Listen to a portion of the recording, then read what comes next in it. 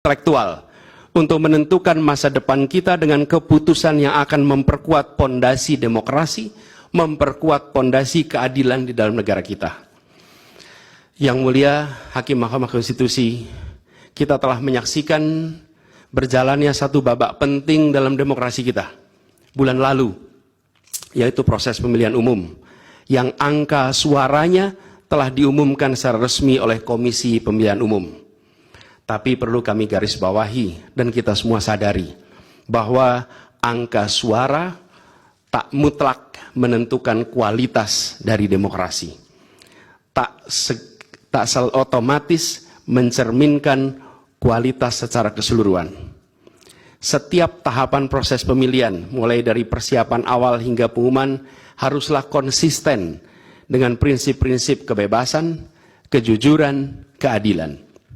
Dan prinsip-prinsip ini bukan formalitas, ini bukan sekedar ada di teks, tapi ini pondasi esensial yang harus dijaga untuk membangun dan memelihara sistem demokrasi yang sehat, yang stabil, dan yang berkelanjutan.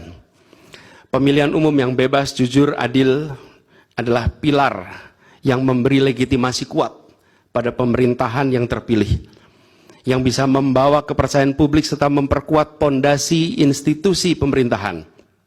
Tanpa itu, legitimasi, kredibilitas dari pemerintah yang terpilih akan diragukan.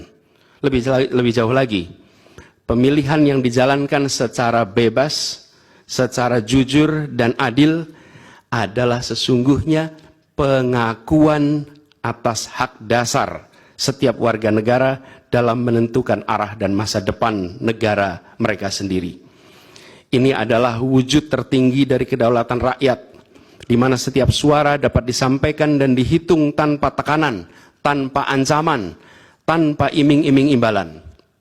Pertanyaannya, apakah Pilpres 2024 kemarin telah dijalankan secara bebas, jujur, dan adil? Izinkan kami menyampaikan jawabnya, tidak. Yang terjadilah sebaliknya. Dan ini terpampang secara nyata di hadapan kita semua. Kita menyaksikan dengan keprihatinan mendalam serangkaian penyimpangan yang telah mencoreng integritas proses demokrasi kita. Mulai dari awalnya, independensi yang seharusnya menjadi pilar utama dalam penyelenggaraan pemilu telah tergerus akibat intervensi kekuasaan yang tidak seharusnya terjadi.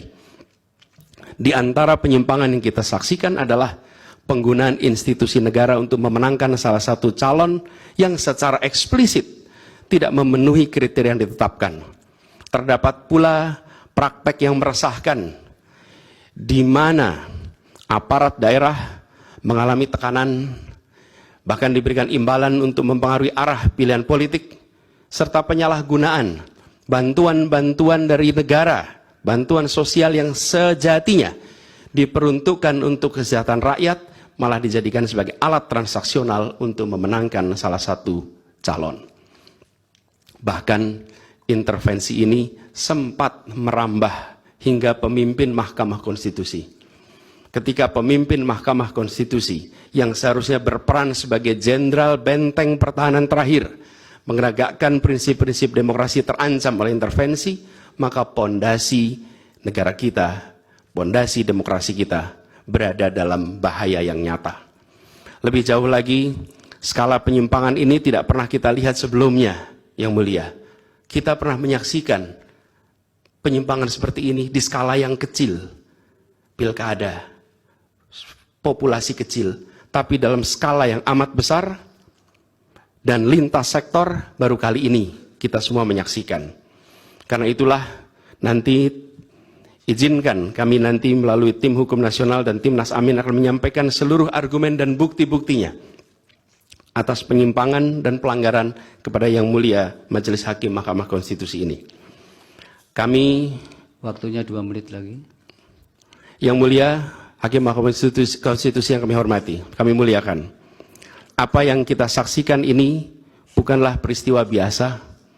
Ini adalah titik klimaks dari sebuah proses yang panjang. Penggerogotan atas demokrasi, di mana praktek-praktek intervensi dan ketaatan pada tata kelola pemerintahan secara pelan-pelan tergerus. Oleh karena itu, Yang Mulia Hakim Mahkamah Konstitusi, di hadapan Yang Mulia kini terbentang satu momen paling krusial dalam perjalanan demokrasi kita. Di pundak Yang Mulia terpikul tanggung jawab yang amat besar untuk menentukan arah masa depan demokrasi kita. Apakah kita akan melangkah dalam persimpangan jalan ini menjadi sebuah republik dengan rule of law atau rule by law? Demokrasi yang makin matang atau kemunduran yang sulit untuk diluruskan di tahun-tahun ke depan? Bila kita tidak melakukan koreksi saat ini, maka akan menjadi presiden ke depan di setiap pemilihan di berbagai tingkat. Bila kita tidak melakukan koreksi, maka praktek yang terjadi kemarin akan dianggap sebagai kenormalan dan menjadi kebiasaan, lalu menjadi budaya, dan akhirnya menjadi karakter bangsa. Yang Mulia Majelis Hakim Mahkamah Konstitusi, dengan rasa hormat dan penuh harap, mohon peristiwa ini jangan dibiarkan melewat tanpa dikoreksi. Rakyat Indonesia menunggu dengan penuh perhatian, dan kami titipkan semua ini kepada Mahkamah Konstitusi yang berani, independen, untuk menegakkan keadilan dengan penuh pertimbangan. Kami mendukung Yang Mulia untuk tidak membiarkan demokrasi ini terkikis oleh kepentingan kekuasaan yang sempit, tidak membiarkan cita-cita reformasi yang telah lama diperjuangkan menjadi sia-sia.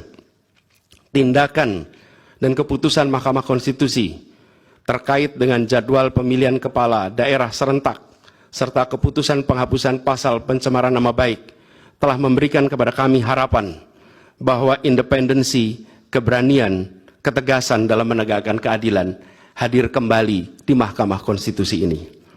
Kami memohon kepada Hakim Konstitusi yang kami muliakan untuk menerapkan kebijaksanaan dan keadilan dalam setiap keputusan perkara yang kami ajukan, menjadi penjaga yang teguh atas nilai demokrasi, dan memastikan bahwa konstitusi tetap menjadi panduan utama dalam membangun masa depan bangsa yang lebih adil dan sejahtera. Semoga sejarah mencatat dan menjadi saksi atas dedikasi dan komitmen yang mulia untuk mempertahankan integritas dan martabat demokrasi dan konstitusi kita. Kepada Hakim Mahkamah Konstitusi yang kami muliakan, harapan besar dan tinggi itu kami titipkan. Terima kasih. Assalamualaikum warahmatullahi wabarakatuh. Waalaikumsalam.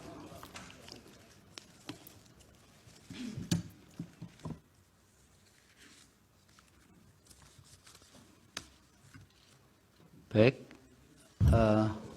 Melanjutkan. Mau lanjut? Ya, dari permohonan. Siapa juru bicara hari ini untuk Pak Ari CS? Kami mohon izin untuk membacakan ini, resume ini secara bergantian Yang Mulia.